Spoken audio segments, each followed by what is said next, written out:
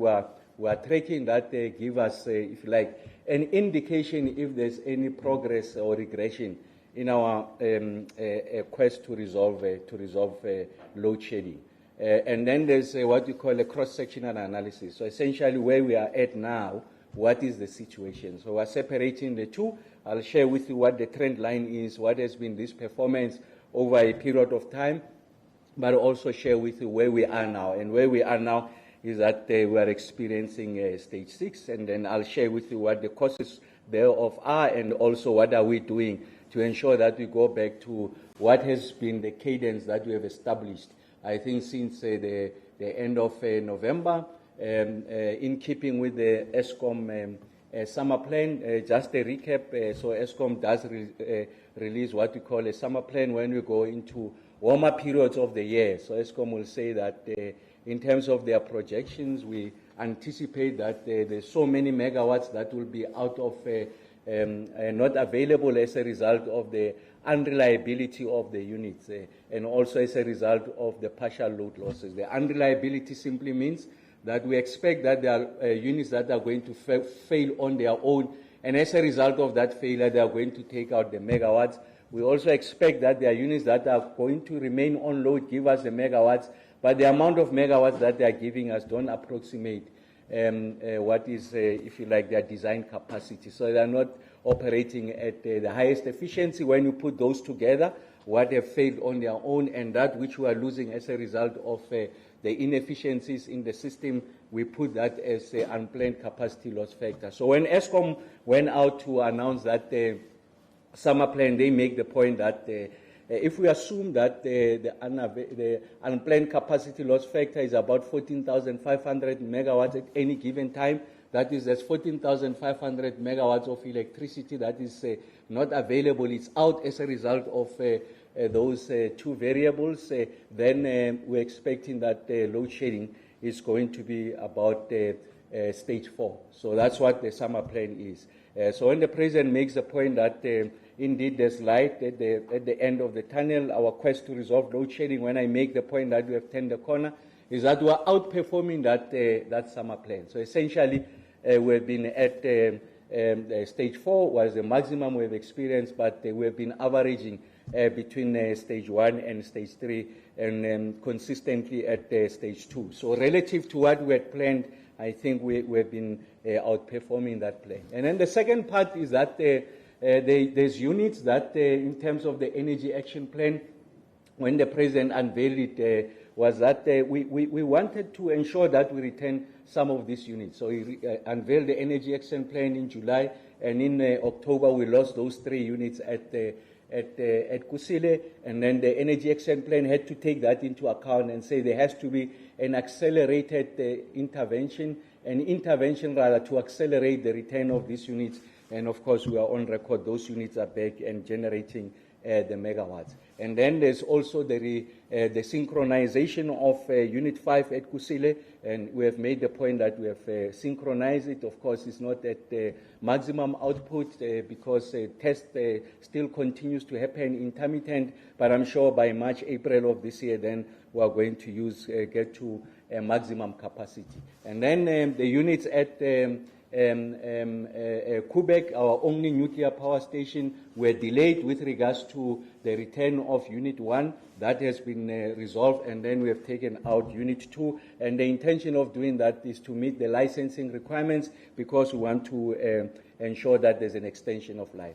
And then as part of that plan, we did say that Medupi, I think Unit 4, you know that we have an interim arrangement. We are able to truncate the return period from 2025 to 2024. The state has arrived in the country, so we are confident about our ability to get in that 800 megawatts towards June of this year. And then we're still on course to get unit number 6 at Kgosientsho. Kgosientsho is still a construction site. We are still on track to get that unit by end of the year. So when the President makes that point, he simply appreciates that we are ahead of the curve in terms of that which we had planned for ourselves. So what do we know about that trend line? So if you use May as a baseline, we know that if you look at the unplanned capacity loss factor, That is the rate at which the units are failing on their own, and also the rate at the degree to which we are unable to reach the levels of efficiency, the units giving us the megawatts that they are designed for. We are sitting at 17,369 megawatts. So at any given time, on average during that May period, we're sitting at 17,365 megawatts of energy that was not available to the grid, and therefore undermining our ability to address load shedding. But because we're also entering the winter period, the planned outages were kept low so that we are able to extract as much megawatts as possible from these installed units, essentially super exploitation of the installed units. We are able to sweat the assets, and that's why we kept the planned outages at about 3,120. So if you put them together, so it means that at any given time you had about, if you like, 20,400 megawatts that they were out. So what has been the improvement? So you look at the trend line with regards to unplanned capacity loss factor, we kept on bringing it down. If you look at the period of December and January, December we're at our lowest in terms of the efficiency, the performance of these units, the rate of failure of these units.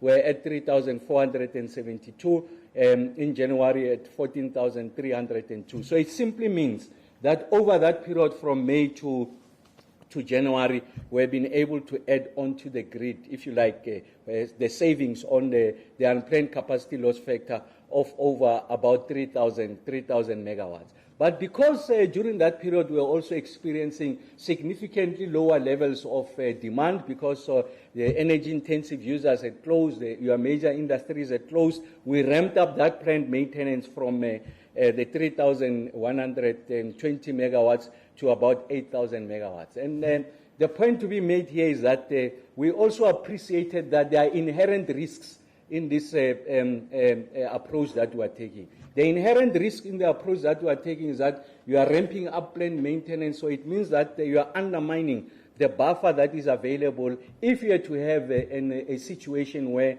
there's a cluster of units that are failing, you have big units failing, then you don't have room. All that you have is the intensification of load shedding. We accepted that to be an inherent risk, but we also appreciated that there are returns with regards to this approach. What are the returns? Is that because of the fiscal support that we had received from National Treasury, it's important that we do the right thing, that we are able to improve the health and the performance of these units. We need to invest in them. So if you like, there's a short-term pain and long-term gain. So we accepted that. And that's why when you went during that period of November, early November, we had that cluster of units failing. And as a result of that cluster of units failing, because we have undermined the buffer that we would ordinarily have as a result of heightened levels of maintenance, and that's why we had reached stage 6 even at that time. But what we know that once these units come back from planned maintenance, they are healthier, they remain on load most of the time, and they approximate, if you like, their design capacity. So what is the point I'm making? Is that we have taken a calculated risk, and I had said to the country that in the effort to resolve load shedding, we are not going to cut corners. So we will not issue any instruction to the ESCOM board. We don't have any intention to. We will not do that, and also the board will not accept that. We will not do that also to management, issue that instruction. What is important is that we do things the right way, so that we are able to ensure that we regain these megawatts that have been lost over a period of time as a result of our failure to concentrate and focus on maintenance, and accepted that as part of that strategy, there's going to be, we're opening ourselves to what I refer to as an inherent risk. That is, when we have a cluster of units failing, you are likely going to intensify that load shedding. And of course, that the situation that we experience now, and I'll share with you what are the units that had gone out, what are the reasons that they had gone out, and what are we doing to return them, and when are we going to return them, and when are we going to, do we expect to go back to those levels, stage 4, stage 3, and gradually going down until we are able to resolve the load shedding question. So the point I'm making is that there is a price we pay for purposes of ensuring that we do things the right way. We'll not cut corners, will not do things that are expedient. I think there has to be a general appreciation that to fix this, this grid, we need to be very meticulous, invested in the correct procedure of resolving this question and accepting that there's going to be setbacks. And of course, from Friday until today, we have been experiencing that setback, but we'll recover out of that setback. And you will see that as we go over a period of time, that these setbacks essentially become smaller and smaller. The intensity of load shedding reduces. Ultimately, we get to a situation where we are able to resolve load shedding. So what is it that we know about the stages of load shedding? So the first thing is that I think the point I'm making is that stage 6 is an outlier. When I say an outlier, it's not a common occurrence. And you don't have to believe me. One of the things I always mention is that the remarkable thing about the portfolio that I've been assigned, where I'm working with my team, your ability to measure the performance of the team is easy. The amount of hours that your lights are on during this period relative to the same period last year. And if there's an improvement, the lights are on most of the time, it means that the team is moving in the right direction. If the lights are on for a reduced period of hours compared to the same period last year, it means that we are regressing, and therefore the team is not keeping up to its promise. So we know that the last time we had experienced stage 6 load shedding was in November, and in fact we had 6 days of load shedding. We know that in December, 6 days of stage 6 load shedding. We know that in December, we did not have this stage 6 of load shedding. And in fact, the highest stages of load shedding, 8 days that we have had in December, was stage 4. Of course, it means that for the remainder of December, we have outperformed, if you like, the summer plan. And that's why the President is saying that we are ahead of the curve. We can see that there's a light at the end of the tunnel in our quest to resolve load shedding. You go to January, the number of days where we had stage 6, we had 0. And a significant number of days there, we had stage 3, stage 2, 12 days, stage 1, 1 day, and that has been what the period of December carried there for us. And of course, we have entered February. Now we have experienced that stage 6 load shedding. So is that all the risks that I spoke of, the inherent risk materialized? And why is it that we have reached this stage 6 now as I speak to you? So the biggest contributor, so if you look at Wednesday, Thursday, Friday, 4,400 megawatts were taken out as a result of what we call boiler tube leaks.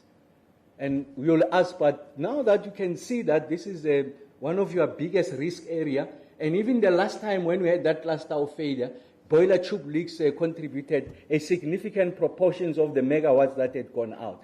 I want to say that we're taken, the ESCOM management has taken a decision having identified boiler tube risk as a major area of concern that undermines the availability of these units. They are working directly with the original equipment manufacturers. So you don't go through the middlemen, then engagement with the people who have designed these units. The people who know the DNA of these units are the ones who are assigned the responsibility to deal with this, so that we are able to, if you like, do a proper root cause analysis, be able to diagnose and then provide a prognosis, return these units to service at the quickest possible period of time, having taken account of all the safety concerns. One of the things that we emphasize when we engage with the team at ESCOM is that we should not place a single life at risk in our endeavor to return the units quicker.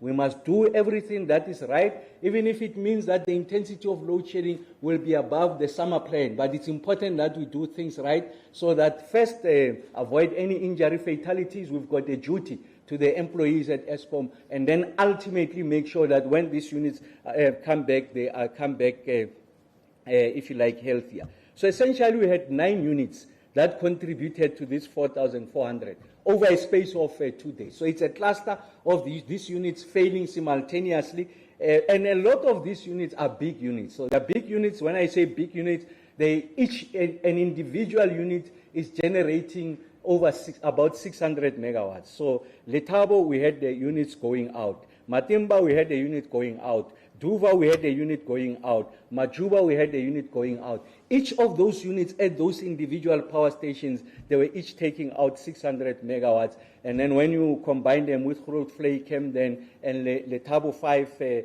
also, and Kriel, 4,400 megawatts went out over that period of 2 days. So essentially, it's about, if you like, to use the nomenclature of load shedding, it's like 4 stages of load shedding, essentially imposed on us as a result of this boiler tripling. And you must juxtapose this with the fact that our planned maintenance is still at about 7,000 megawatts. So someone was saying, but why are you not cutting down quickly on planned maintenance? We are calling it planned maintenance because it has been planned. The engine is out there fixing it. And like I said, don't cut corners. If it means that you ramp up the intensity of load shedding for purposes of ensuring that we do the right things, return the units healthier, we are going to do this, explain ourselves to the country. Short-term pain, long-term gain, that's the point I'm making. Of these 9 units that had gone out, I'm happy to mention that 2 of these units have since come back. Letabo 5 has come back, Kriel 2 has come back. And then also I know that they are working on getting one of the units in Medupi to come back. I'm sure Becky will give us an additional information on how far we on those. And then we are expecting to return these units, to return this 4,400, the 3,400 megawatts, because we have already returned the 1,000 megawatts. We expect the last of these units that failed on Wednesday, Thursday, Friday, to return by Wednesday of this week. And that's when, by Tuesday, we are going to see significant reduction, going back to those levels 4, 3, 2, and 1, and also periodically not having load shedding on starting Wednesday going forward. Of course, there could be a situation where during that period we go a little bit a stage lower, perhaps stage 5, just to manage the reserves, the dam levels. It's a consideration that will be made. But for purposes of getting to those levels of stage 4 and lower, we are projecting that we'll get that by Wednesday. And then the second part about the prospects of the immediate prospects going into the future is that as part of that planned maintenance, a significant proportion of these units are now expected to come back towards the beginning and end of March. So we'll be moving from levels of 7,000 megawatts. We are going to lower levels, about 6,000, 5,000, and that's where you are going to see significant improvement on the intensity of load shedding. And we expect that there could be periods during the day where you don't have load shedding. Of course, there are units that have promised to return, they have not returned on time. This remains a particular focus area of management led by the most competent Mr. Bheki Nxumalo. Matimba 2, Camden 4, and Kendal 3.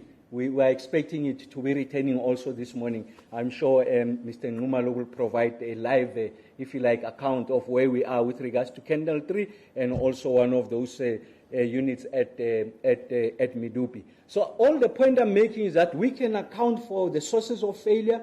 We know what the issues were, boiler tube leaks.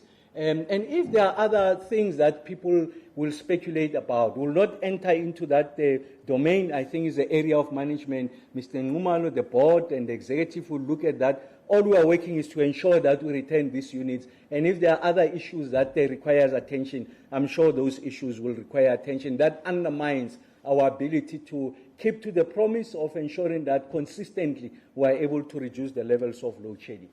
And then the other variable that connived to undermine, if you like, the intensity of load shedding is that Wednesday, Thursday, Friday, and including today, of course, is the fact that we have not been receiving a lot of the megawatts from our solar PV and also from wind. Remember that when we do the PM projection, we also make certain assumptions in relation to what are the megawatts that we are likely going to receive from the renewables, and they have not been able to give us, if you like, the kind of megawatts that we had anticipated because of the climatic condition. So this must not subtract from the fact that we must continue on this path of greening, but it's just a common appreciation that the renewables thrive on the redundancy of base load. And that's why base load is key to ensure that we are able to protect the performance of the economy, to ensure that we don't interrupt life going into the future. So the summary point I'm making is that we're able to account on what has resulted in this,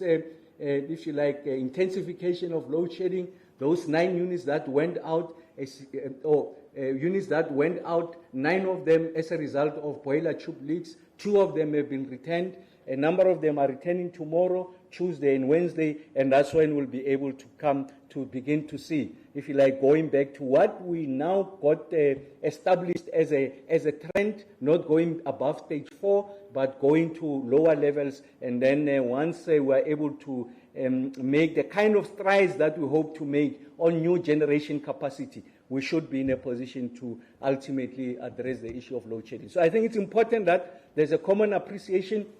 We can account for what had happened, and I did make the admission that it's a calculated risk. We knew that there are risks, inherent risks in the strategy that we are pursuing. What is the strategy that we are pursuing? In conclusion, is that there has to be heightened levels of planned maintenance. We have received fiscal support. We do things right. Don't cut the corners. Make sure that whatever you do, you place the safety of employees first.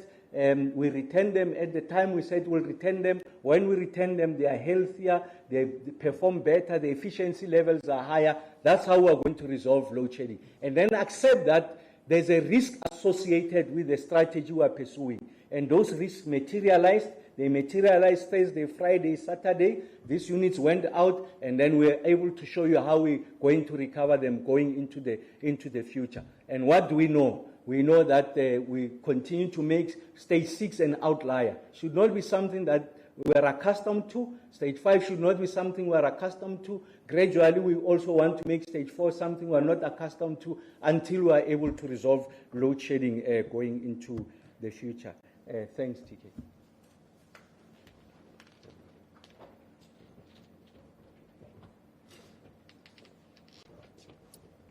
Thank you very much, Minister, for this clarity and the insights. Colleagues, we'll now open the floor to questions for further clarity and information from members of the media. We'll start with those who are joining us here in the room, and then we'll also take questions that have been sent on the GCIS Media Updates group. So by show of hands, colleagues, are there any questions in the room? We've got Antoinette and Katleho and Kaya Femo in that order. And from the SABC, thanks. ENC, sorry.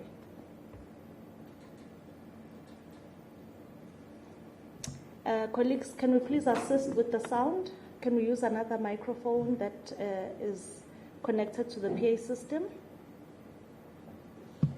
Thank you, Antoinette Slavitt from Report. Minister, if I listen to you, it sounds as if you're saying Eskom is actually in charge, you know what you're doing, you take calculated risks, and it's no surprise if that risk materializes. But as South Africans, we get messages in the middle of the night, 28 minutes past midnight or something like that, and you get a message late at night, and then 2 hours later another message. Is there no way that Eskom could give more certainty? Because the experience of South Africans really belies the notion that Eskom is in control here. If you could comment, please. Thank you, Antoinette. We'll go to Katla. There's a record. Good morning, Minister. My name is Katla from the SABC. Well, we saw a post, an X from the SG of the ANC, Fikile Mbalula, saying that stage 6 of load shedding is clear sabotage. Strong extra security measures are needed there.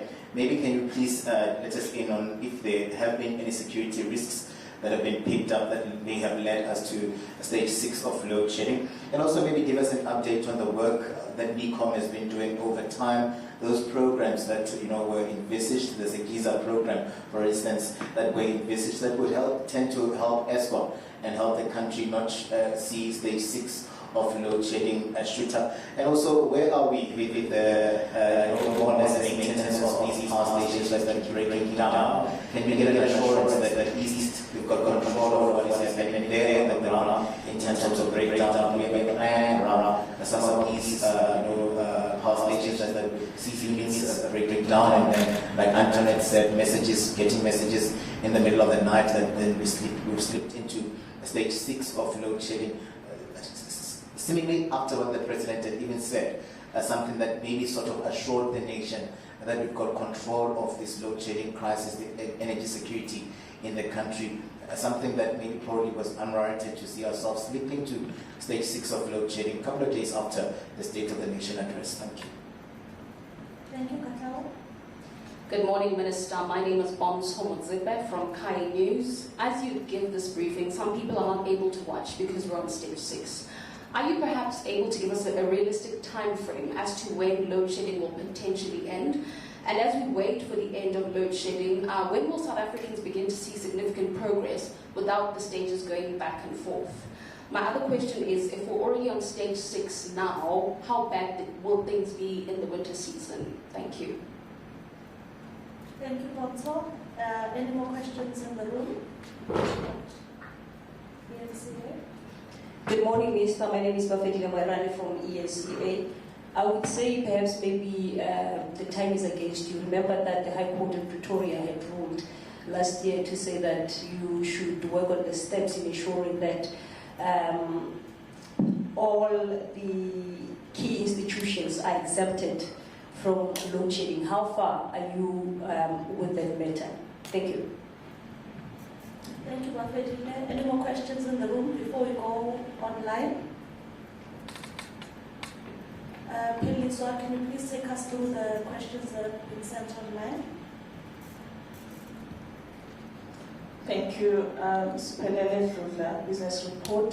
Is Eskom still on track to reach the 65% energy availability factor by 31 March 2024 as per the medium-term system adequacy outlook? Helena from News 24, please can you expand on the climatic conditions that affected renewables output? Secondly, can you confirm that the expectation is that we will only return to stage 4 and below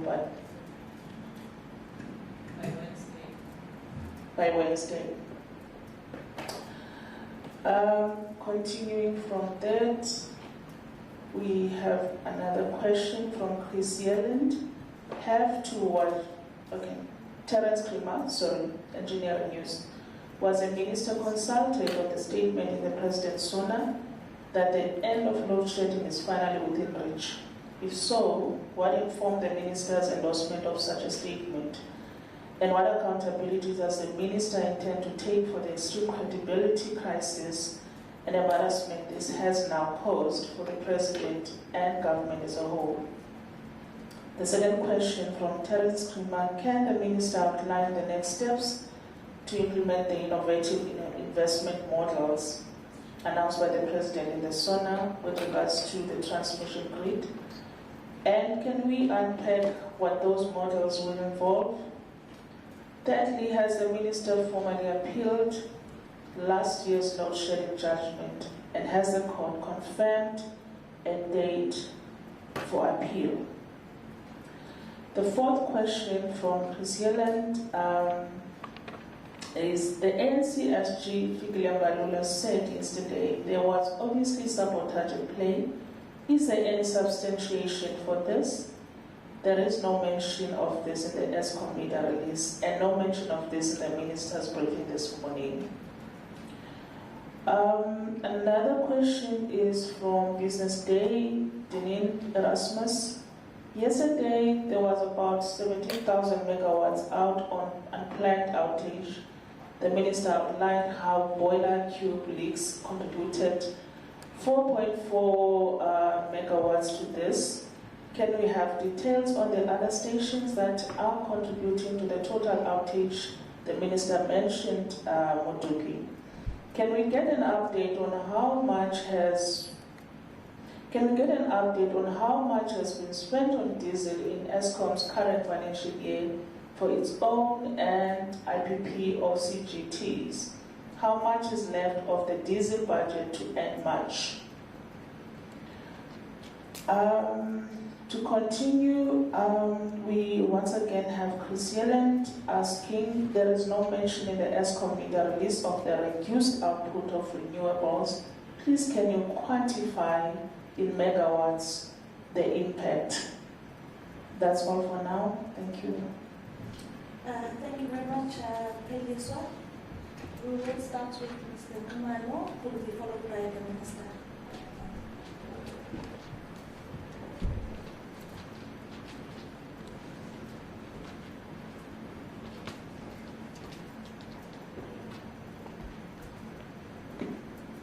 Thank you, Tsakane. Morning, Minister, and morning to the members of the media.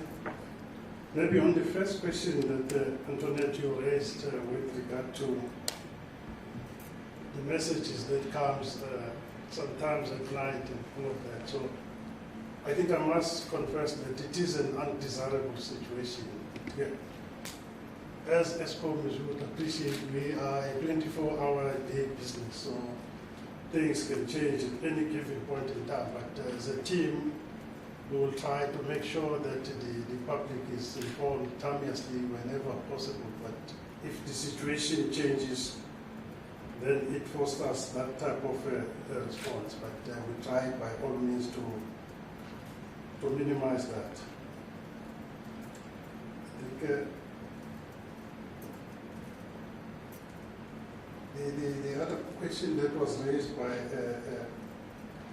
Kai News colleague as well was with some of the people that are not able to watch this address by the minister this morning.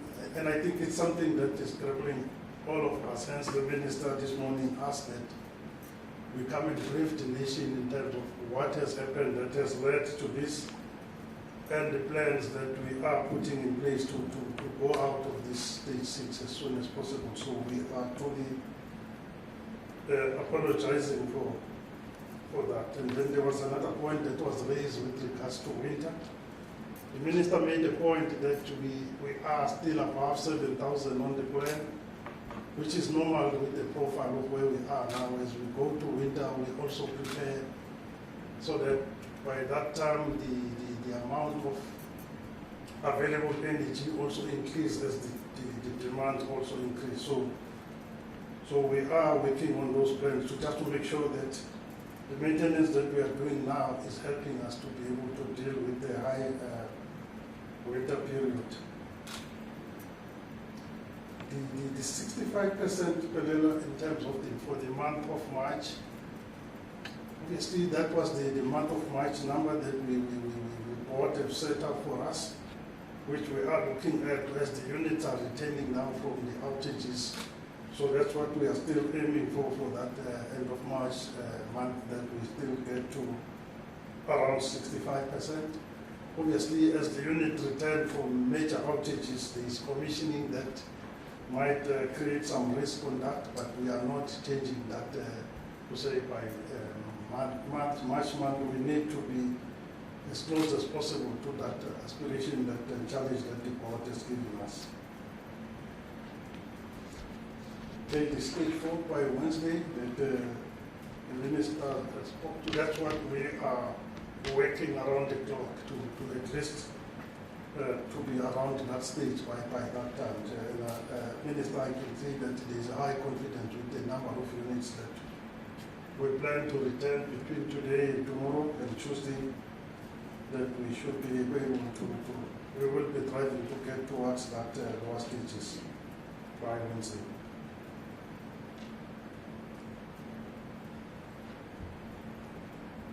I think in terms of the 17,000 megawatts, the minister did detail that, but what we looked at what created the massive change in the quantum, which was the boiler choke leaks that, it was like one single incident within the space of few days that caused that. And the rest of the other units, you've seen it on the right-hand side of the minister's presentations.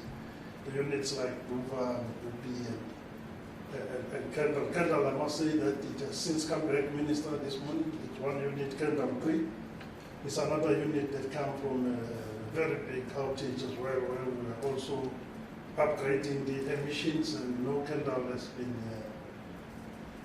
having issues with our emissions there, so we came from a major outage there to replace the emissions abatement equipment. So it has just returned today after the whole weekend of doing the grid test as well. So that unit now we expect it to add. And then the Medupi one, Medupi failure was not on the 2%, we removed it there. We had just the chain that removed the coarse ash in the boiler that broke down inside the boiler. Because it was a safety risk, then the power station management have taken a decision to say, we've taken the unit out. And I want to concur with the Minister as well that when there is unsafe conditions on the plant, we really don't get any pressure from government. That is the decision that we make to end the station. And that is the standard that we will hold, even if things are difficult. We will be me who's taking that pressure from outside, but the stations will do what is right. And the team at Medupi did just that. And it was unsafe to run the unit, they've taken it out, even when we were going to get to the stage 6. So I just want to emphasize that point, Minister, to say we will not compromise the safety of the employees or the safety of anyone on site because we are at low speeding. So that is the pain we will not trade on for that. Thanks, Minister. Thank you very much, Becky. Maybe just to make the point on when the President put together the SONA, he canvasses, if you like, departmental inputs. And of course, he finally makes a determination how he constructs it. But on the issues of facts, he relies on the department. And in this instance, there is nothing new that the President has said. So what the President makes the point there around that the end is within sight. I've made the point that we have turned the corner, so it means the same thing.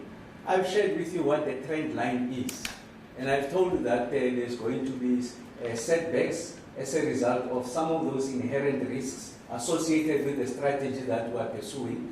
And when those risks materialize, we are going to end with a stage 6 that we are experiencing now.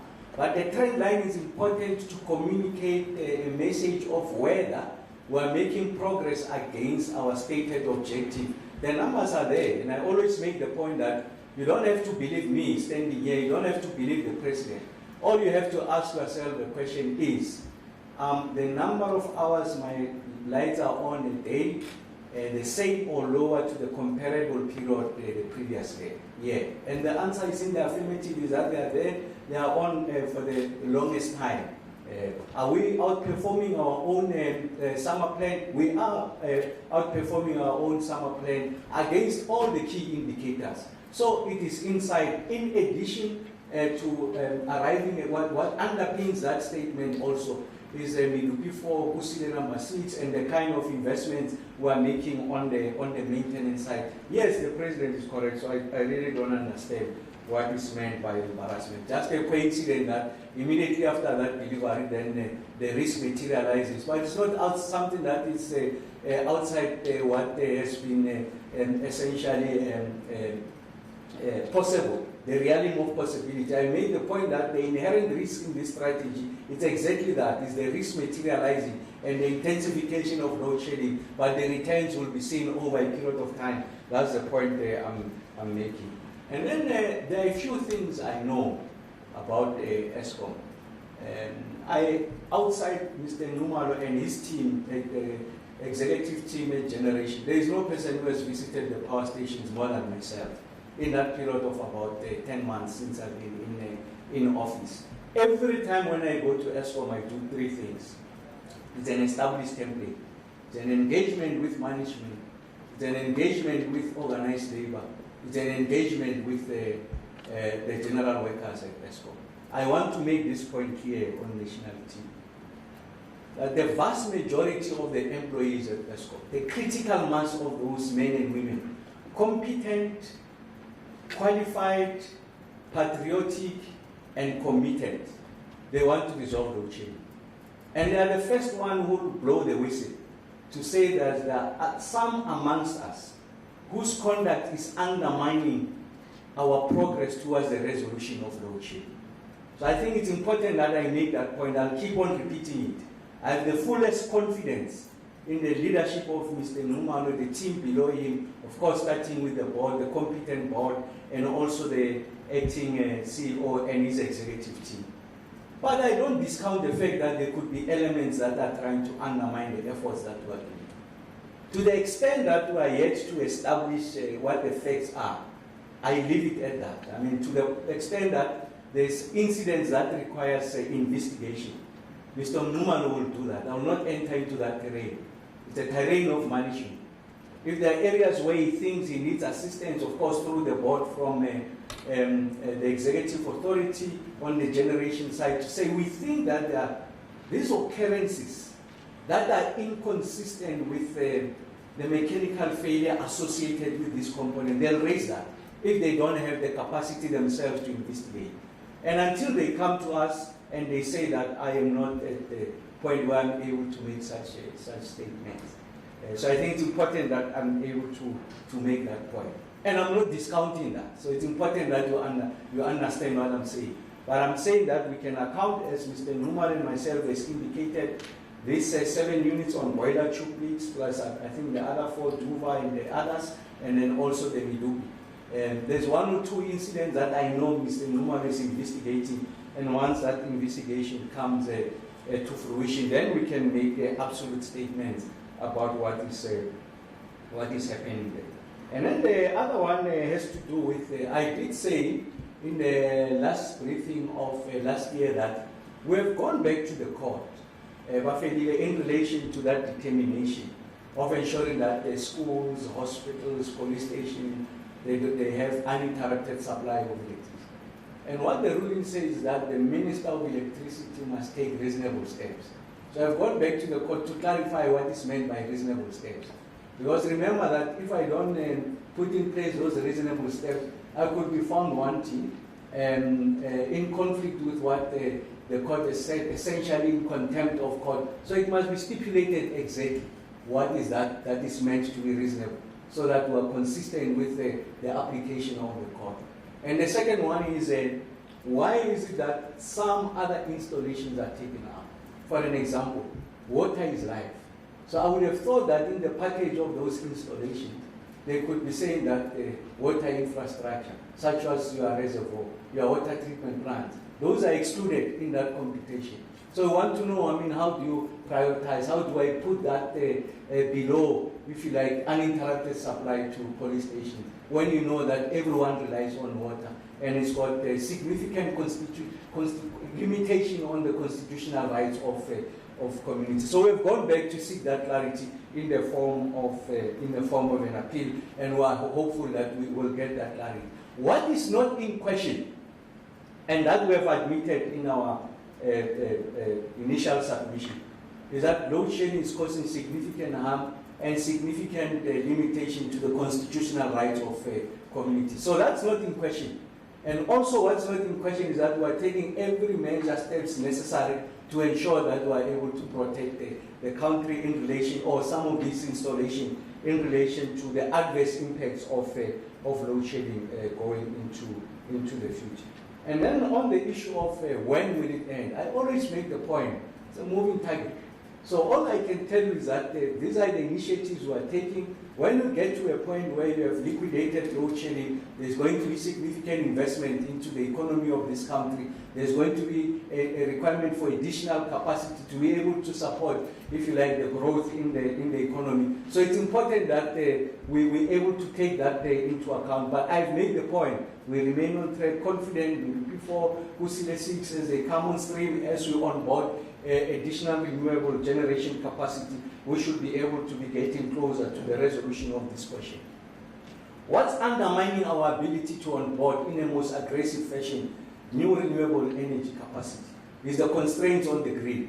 And I've made the point that now, when we went to cabinet, we are proceeding now in putting together, if you like, a bespoke mechanism that is going to help us to tap into the liquidity of the private sector to support the transmission development plan that is rolled out by ESCOM. ESCOM has got that of enough financing for about 1,400 kilometers of new lines in the next 3 years.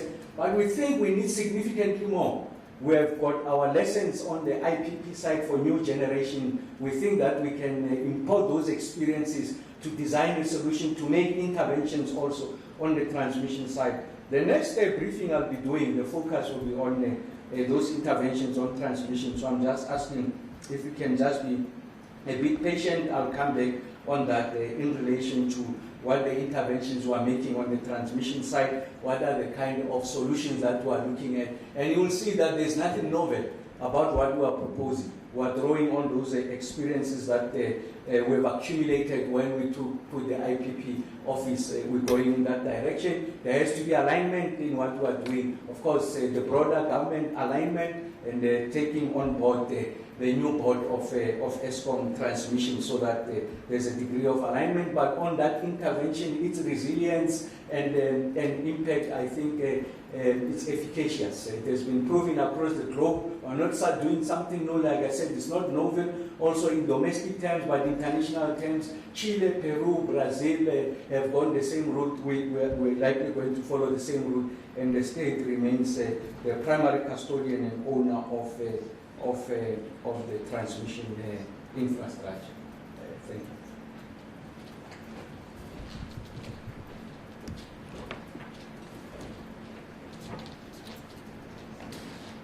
Thank you very much, Minister Kgosientsho Ramokgopa and Mr. Renewables, for the clarity on the questions that were presented in our first round.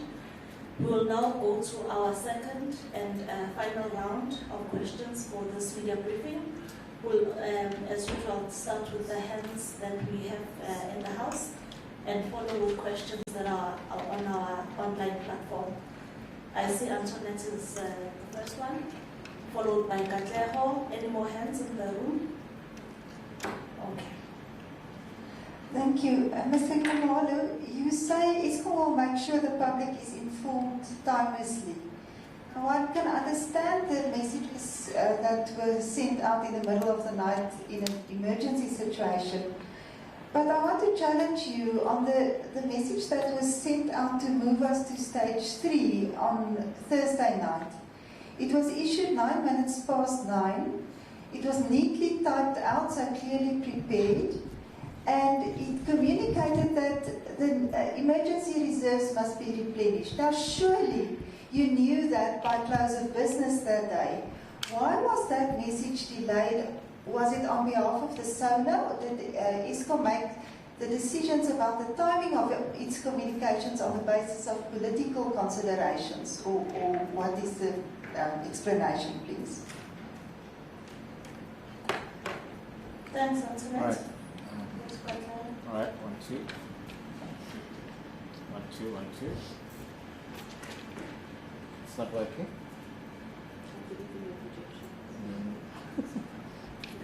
All right, Kgosientsho again from the SABC. I wanted clarity on that issue of security. Is the minister saying that there are cases that are currently being investigated by ESCOM that can be attributed to where we find ourselves now, where stage 6 is concerned? Because, yeah, the issue of security, can we get clarity on that?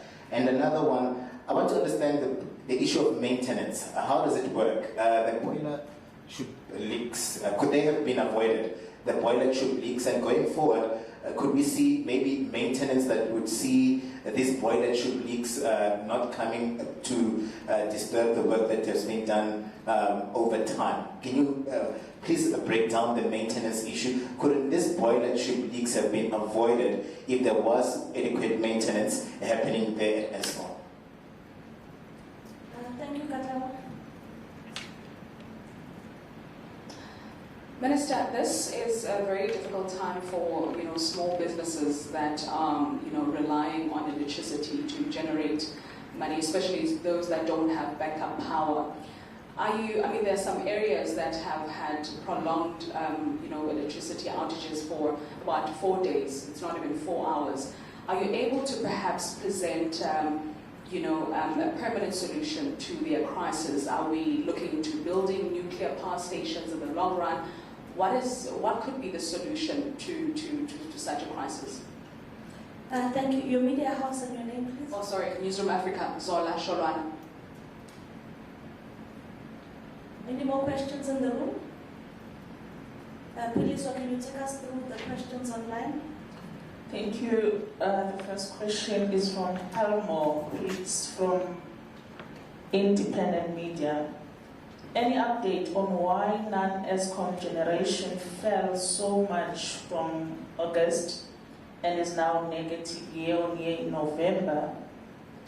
And secondly, could you please shed light on the transmission investment options? The next question we have is a follow-up question from Deneen Erasmus. Please share the presentation.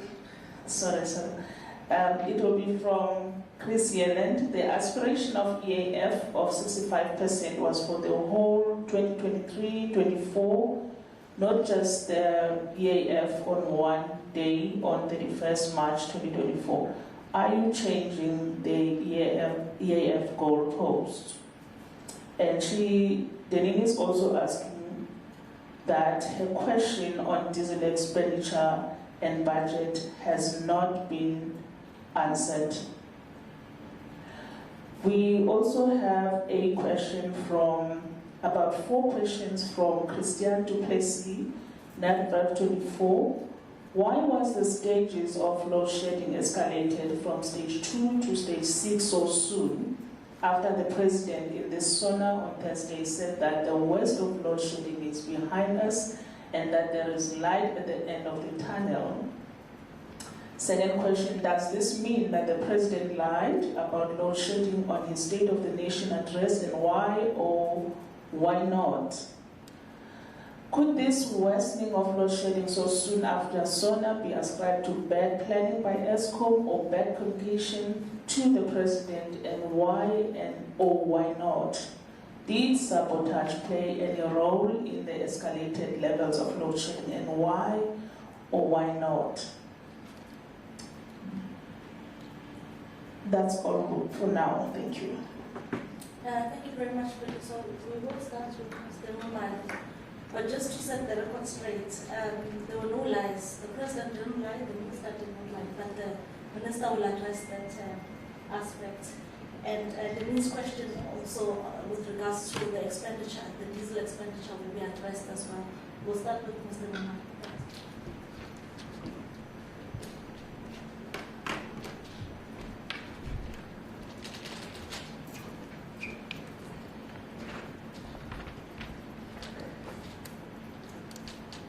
Anthony, thank you for your question. I think thank you for that because it provided the platform that for me to explain it better. I think on Thursday we were correctly at the correct stage. What happened just after around 6:30 in the evening, you see that at Medupi Unit 3, remember that is a 800 megawatt machine. They pick up the risk on this chain that I spoke about.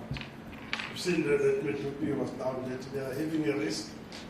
Obviously, when the chain stops, the station, you don't just shut down the boiler immediately. There is a process that can follow, People in maintenance, remember it's 6:30, it's already people are at home, you need to call standby James back.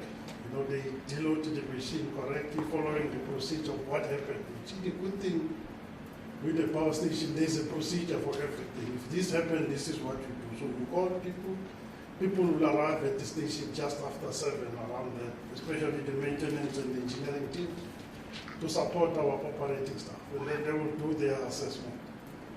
And maintenance will go, they take the permits, and then they will assess, and then they will say, no, look, we can't repair this on load, we need the machine down. So you could imagine that, but obviously by the production management, because one thing that we have, we've got the senior managers that are on 24-hour shift. to support the station. They are already aware of this risk. They have alerted all of us, up to myself. And then at some point, the power station manager make a call to say, this is unsafe, I can't run the unit, I need to take it down. Then by that time, then the team will start. That is independent of what was happening with the statement that the president was making. Even the minister at that time or the board, they were not even aware of what's happening. Because, but I was informed, and then the power station manager made the call to say, we were taking the unit down. Then that's when then we get information then collated to definitely to prepare that.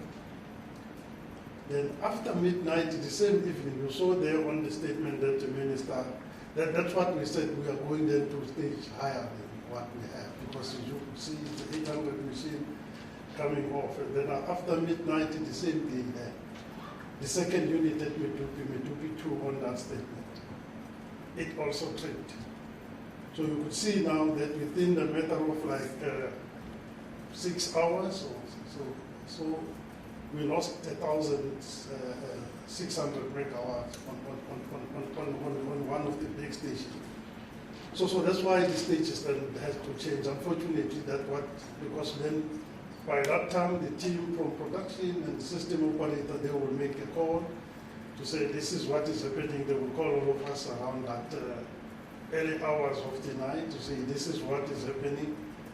And then we assess to say if we're not going to have enough capacity to do pumping, then it's going to be worse the next day. So that's why then those decisions happened like that. It had really nothing to do with what the president was saying or to undermine. There was no prepared speech. You can see the records as well of what I'm saying. It happened exactly like that, and then we went to the issue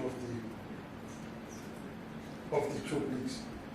I think there was a question, I think you asked if there is issues of security that is being investigated. I think as you know, the security cluster is within the stations. We are doing investigations within our call space, everywhere. So these are ongoing things to look for intelligence. But currently on what has happened that led to this, we've seen that the biggest change is what I've just explained now with Medupi. And then also what has happened with the number of triplex that happened between Thursday and Friday as well. So there is ongoing investigations and security scans that we are undertaking all the time. But yeah, that's what the minister was told. Okay, the issue of prolonged status. I think that the minister, apologies for not answering the diesel question as well, because we are also, when we talk about reserves, we talk about both, that is water and diesel. So for now, the diesel, we are still within the allocated budget, and we are planning to finish within that allocated budget. If there is some changes on that, I will be then taking, but for now, we are still within. So long as we can quickly bring down the stages of load shedding, and not persist at this prolonged high level, then we should be able to meet the diesel budget that has been given to us. Chris, the issue of 65, let me explain it. We have been explaining it for quite a number of remember the year average EAF that is approved by board is 60%. Then the 65 was for the month of March going into the next financial year. So that's how it is, and that's how we've been explaining it as well. That 65% was the month of March going into the next financial year. That's where the 65% EAF expected is, and then end of 25 March, the expectation is that we go to 65. Hopefully that I'm explaining it better this time.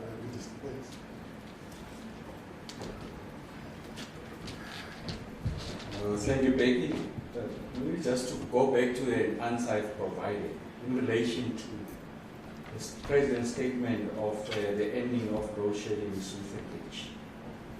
So when you do an analysis of the efficacy or the performance against a plan, you don't do what we call a cross-sectional analysis. So essentially, you don't ask yourself, where am I today? You do an analysis over a period of time. And let me trivialize the complexity of this analysis so that everyone at home is able to answer this question and not listening to me nor the President on their own.